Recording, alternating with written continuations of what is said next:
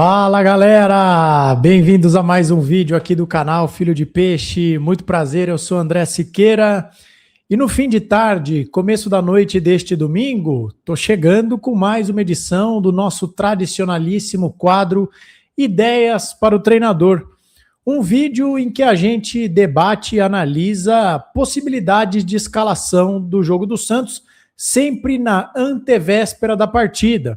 Hoje é domingo, terça-feira, a partir das 9h30 da noite, o Santos enfrenta o Recoleta pela segunda rodada da Sul-Americana. Amanhã, segunda-feira, nós traremos aqui o nosso pré-jogo. Mas na antevéspera da partida, a gente debate como escalar o time do Santos nesse quadro que é um sucesso de audiência e de participação de vocês. Então, você que já conhece as regras, faça o que você já sabe que tem que fazer. Mas para você que é novo por aqui, se inscreva, ative o sininho, deixe o seu like, hype esse vídeo, comente, escale seu time ideal, compartilhe com os amigos, considere tornar-se membro deste canal para que nós possamos crescer cada vez mais rumo aos 20 mil inscritos. Muito obrigado a todos pela audiência maravilhosa na live de ontem. Vitória do Peixão é sempre uma alegria, né? Audiência legal, pessoal se inscrevendo. Tivemos um inscrito que se tornou membro, meu amigo Tony, diretamente do Amazonas.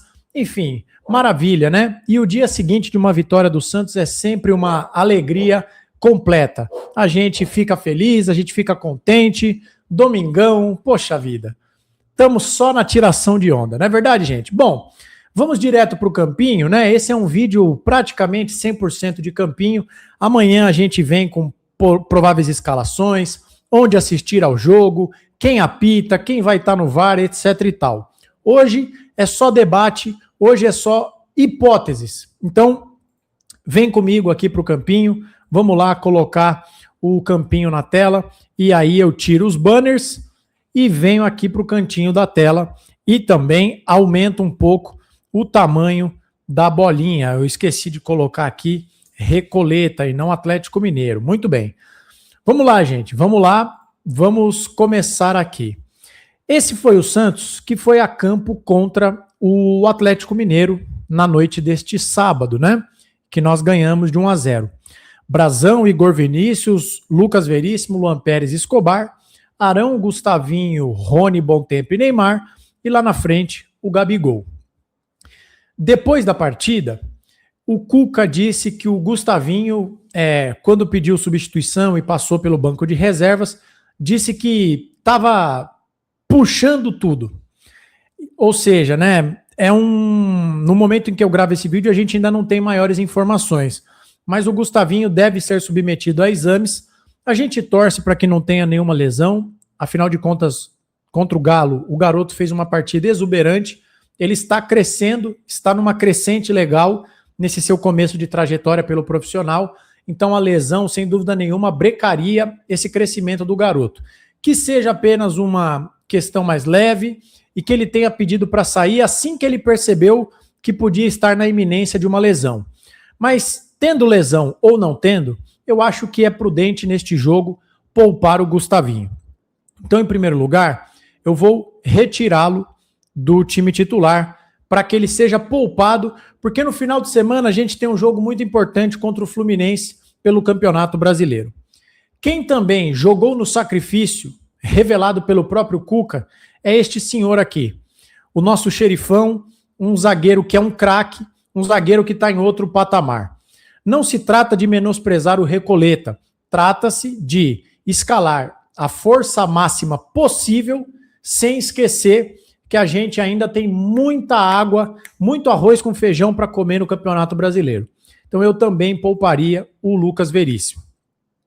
Existe uma questão com o Igor Vinícius, que também está desgastado, fez uma partida gigantesca contra o Galo e pode ser que seja preservado. Nós não temos nenhum indício de que o Igor Vinícius tenha lesão. Ele estava sentindo uma cãibra, desgastado, mas eu também preservaria o rapaz. Vale lembrar, gente, que ele viajou para o Equador para jogar e sentiu um desconforto muscular. Por isso que o Gustavinho começou na lateral direita. Então eu também pouparia o Igor Vinícius.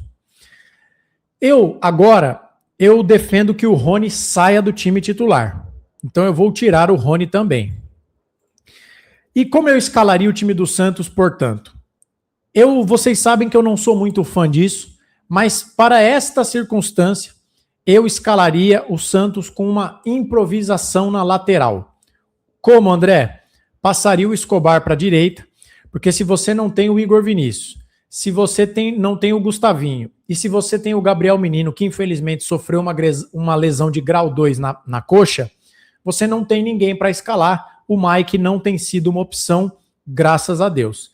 Então, na ausência de um lateral direito, para evitar coisas do tipo Zé Ivaldo de lateral direito, como nós vimos recentemente, eu defendo que o Escobar venha para o lado direito, onde ele já jogou no ano passado, e o garoto Rafael Gonzaga jogue mais uma vez. No lugar do Lucas Veríssimo, eu acho que não tem muito mistério, eu escalaria o Adonis Frias. Daqui em diante, o que eu faria? No cenário em que o Gustavinho não joga, eu não vejo a necessidade de, jogando dentro da Vila Belmiro, o Santos precisando da vitória, lembrando que o Santos perdeu do Deportivo Cuenca, enquanto o Recoleta empatou com o São Lourenço. É uma oportunidade do Santos ganhar, somar 3 pontos e também de passar o Recoleta. Diante desse cenário, eu não vejo a necessidade de, precisando da vitória, jogando dentro de casa, jogar com 2 volantes de pegada, como seria Gustavinho mais Arão, Gustavinho mais Oliva, Oliva mais Arão. Portanto, o que eu faria?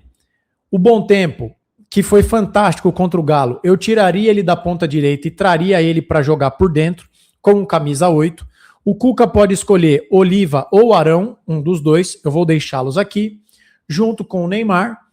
Do lado direito do campo, eu escalaria o Miguelito, que vinha jogando super bem até voltar da data FIFA, quando a Bolívia perdeu a sua vaga na Copa do Mundo e ele apresentou um problema muscular. Mas o Miguelito vinha jogando muito bem. Ele jogou bem contra o Suriname antes do jogo contra o Iraque, derradeiro, em que a Bolívia foi eliminado. E aí, pelo lado esquerdo do campo, eu esqueci de colocá-lo, mas eu pegaria aqui, ó, e escalaria o Moisés. Jogador que tem 1 contra 1, que é veloz e que tem feito gols, tem tido um desempenho melhor do que o do Rony. Eu faria dessa forma. Mas aqui, gente, eu devo dizer para vocês que nós estamos diante de um quadro em que o Santos tem muitas mudanças numa tacada só. Gonzaga, Adonis, Escobar improvisado, a entrada do Miguelito, a entrada do Moisés. Acho que eu estou sendo ousado e arrojado demais. Vamos aqui passar a debater hipóteses mais conservadoras, porque a gente sabe que o Cuca é um treinador um pouco mais conservador. Vamos supor que o Igor Vinícius não tenha de fato condição de jogo, mas o Cuca não seja a favor da improvisação e que, portanto, o Escobar vá ser mantido no time titular. Nós não temos ninguém para jogar do lado direito do campo. Aí o que eu faria? Eu manteria o Adonis Frias aqui, eu jogaria o Arão na zaga, colocaria o Escobar, o Oliva com o Bom Tempo. Então aqui nós já temos 4-2. E aí vamos lá. O Barreal por aqui. E aí a gente pode escalar o time dessa forma. A única questão, a única ressalva que eu faço aqui é a seguinte. O Adonis fechando como uma espécie de lateral direito.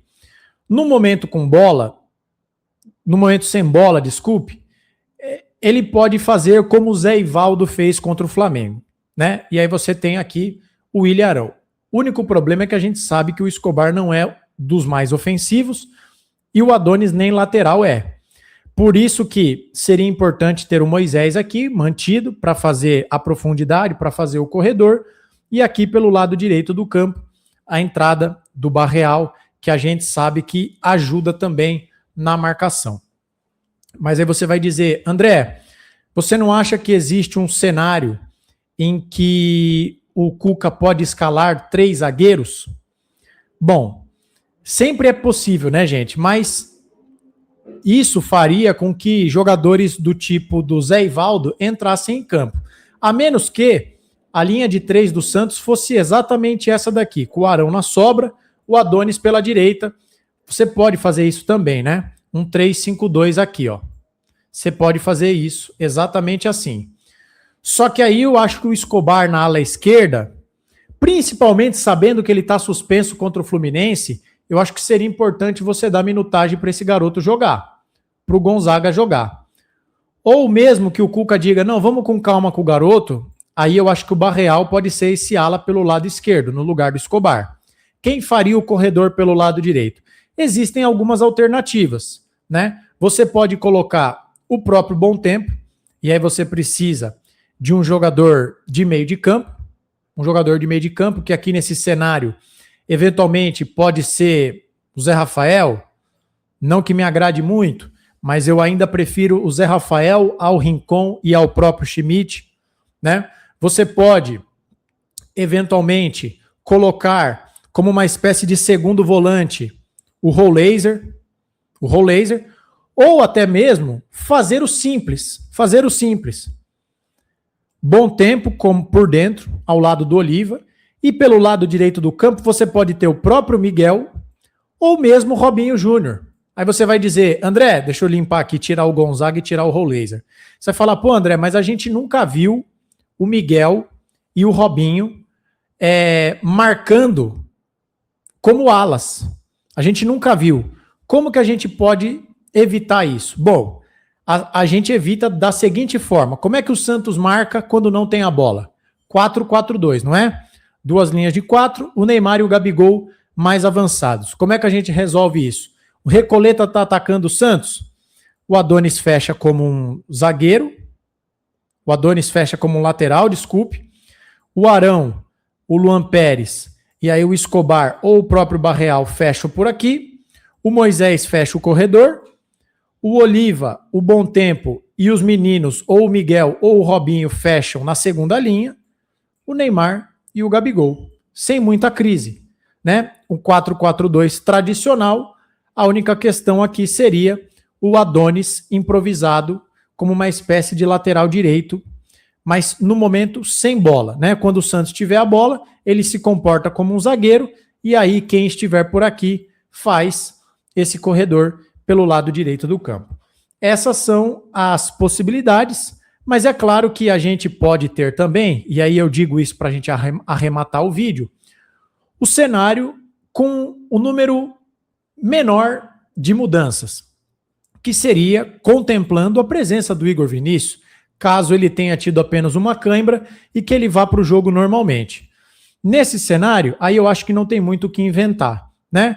Você mantém o Escobar por ali, ainda que eu acho que esse é um jogo que pode ser propício para nós vermos o Rafael Gonzaga, o Igor Vinícius, aí você pode escolher o Arão com o Oliva junto com o Bom Tempo, o Miguel, o Robinho ou o próprio Barreal aqui pela direita, junto com o Neymar, o Moisés de um lado e o Gabigol na frente. Nesse cenário aqui, nós teríamos apenas a troca do Lucas Veríssimo, nós teríamos a troca do Rony Rústico e aí, pelo lado direito do campo, sairia o Barreal daqui para jogar, sairia o Bom Tempo daqui para abrir uma vaga do lado direito do campo. E aí, gente, como vocês escalariam o time do Santos? Dessa forma que está aí, na formatação anterior com uma espécie de 3 zagueiros, e o primeiro campinho que eu mostrei para vocês, o Escobar vindo para a direita para o garoto Rafael Gonzaga jogar. Qual a escalação ideal, na sua modesta opinião, para que o Santos enfrente o Recoleta na Sul-Americana? Você é a favor de poupar alguns jogadores? Mas como equilibrar isso sabendo que o Santos tropeçou de forma vergonhosa na primeira rodada contra o Deportivo Cuenca? A gente vai abrir mão da Sul-Americana? Dá para rodar o elenco, descansar alguns jogadores sem deixar que nós tenhamos um time competitivo? Enfim, muitas perguntas, quero saber quais são as suas respostas para isso, tá bom? A gente volta a qualquer momento com qualquer novidade, mas se não houver nada fora do padrão, amanhã, no fim da tarde de segunda-feira, começo da noite, eu estou de volta com o nosso vídeo de pré-jogo e é possível que nós tenhamos a participação de um jornalista paraguaio que cobre o dia a dia do Recoleta, tá bom? Muito obrigado pela sua audiência, pelo carinho de sempre. Desejo para você uma ótima noite de domingo. Não esqueça de se inscrever, ativar o sininho, curtir, comentar, compartilhar, hypar o vídeo. Convido você também a tornar-se membro do nosso canal. Clique no botão Seja Membro, conheça valores e condições. Uma abençoada semana que se inicia para você e para sua família. Se cuide, fique com Deus. Um abraço e tchau!